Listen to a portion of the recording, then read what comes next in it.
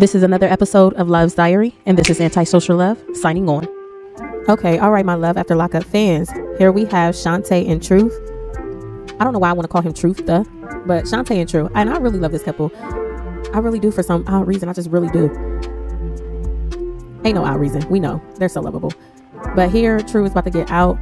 Shonta is just going over some details, of course, about her and True. And a couple of things I want to note is that she talks about how her and True, like, she's nervous. She don't know if she's ready to be intimate just yet. And also, you know, she has like a couple people telling her, you know, to guard her heart.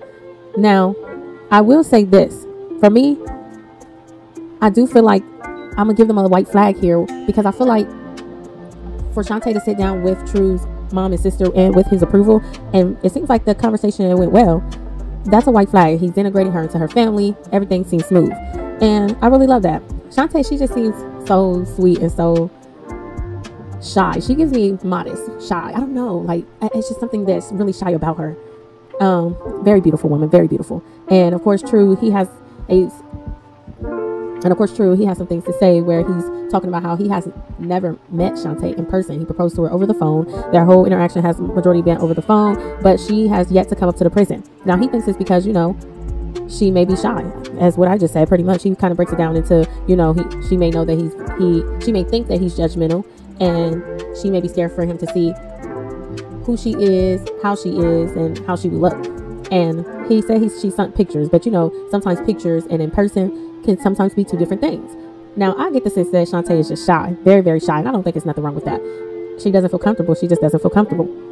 Later on, she does mention, though, that she don't know if when you first meet somebody, if that's the same as talking on the phone. So she's really nervous about that interaction in particular, just because what if in person it's just like it's not the same vibe as it was on the phone. So she's really nervous about that as well.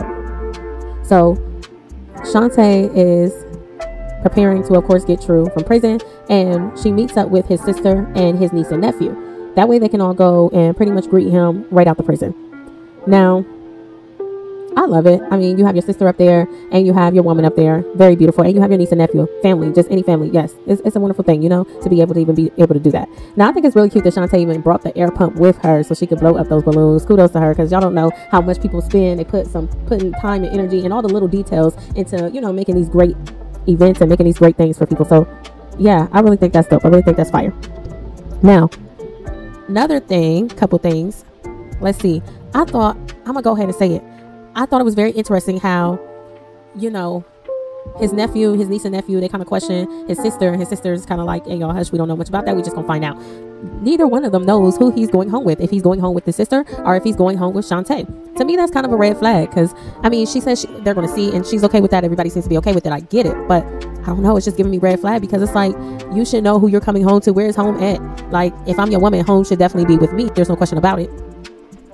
But if I ain't your woman, that's going to make me feel some type of way if home ain't with me. I'm just saying, in a previous episode on Love During Lockup, Shonta mentioned that she cleaned out a $40,000 savings account for True. So doing all of this for someone who doesn't consider you my wife, I'm coming home to you, we're doing this together, it's me and you against the world. Yeah, that can be a little heartbreaking, and let alone to have that feeling right outside the prison, and then we'll have to ride back the whole time. So luckily, that ain't her story. Luckily, they seem to be rocking this thing out. And even for the sister and his niece and nephew, though, it does feel a little shady towards them, because I wonder if the sister still would have came if she knew that he wasn't coming home with her. So I'm just throwing that out there. My bad, y'all. I have to get right. But yeah, if home ain't with me, I'm definitely going to feel some type of way. So yeah, that's just something to think about. But yeah, so they're getting ready to greet True. He's supposed to be coming out any moment, any minute now. And one thing I will say, True goes into detail. He starts to reflect on his time in prison. 13 years that is, for robbery. He starts to reflect and kind of does some deep digging, some self-reflection on, you know, what led him to be in jail for so long and why he might have done that. Meaning, he mentions him not having a father may have been some of the reasons he took out a lot of his anger the way he did and did some of the things he did. So, you know, people act out for different reasons and all sorts of things. But I want to really just highlight the mental wellness check here, because it's hard to stay positive in a place like prison. Let's just be honest. There's nothing positive in there. But also, other than you might meet one person every blue moon that's a little positive, just being honest. But it's not that common, I feel like. So, but the fact that I feel like, especially in our culture, our reflection comes after For women, childbirth, and for men, prison. So if we could try to break those cycles, I think we would be further off as a culture in general. Our self-reflection should come before these things have to happen. Less trauma, less pain, the better. More trauma and pain should not be idolized. In our culture, we idolize a lot of trauma and pain, but I digress. In general, I think for any woman, childbirth can definitely sit you down no matter what culture you're in. And I'm sure a lot of men probably fail to understand that. And for men, you have to make sure, staying out of prison. Honestly, I can't speak from a male's point of view. I don't know.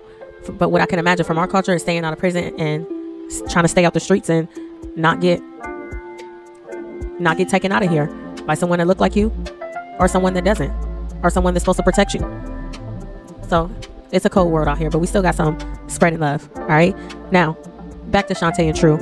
They finally get to meet. They finally get to see each other. I think them together are so cute. I really do. I think they are so cute together. Their interaction is so cute. Shonta really just gives me nervous all the way up and down, but kudos to her. She really does it. She really did it. She got her man, and it looks like, he going back home with her. Now she's saying that she's not ready for the intimacy, but True letting it be known. It's been 13 years. That's all I've thought about. So hopefully these two can figure it out.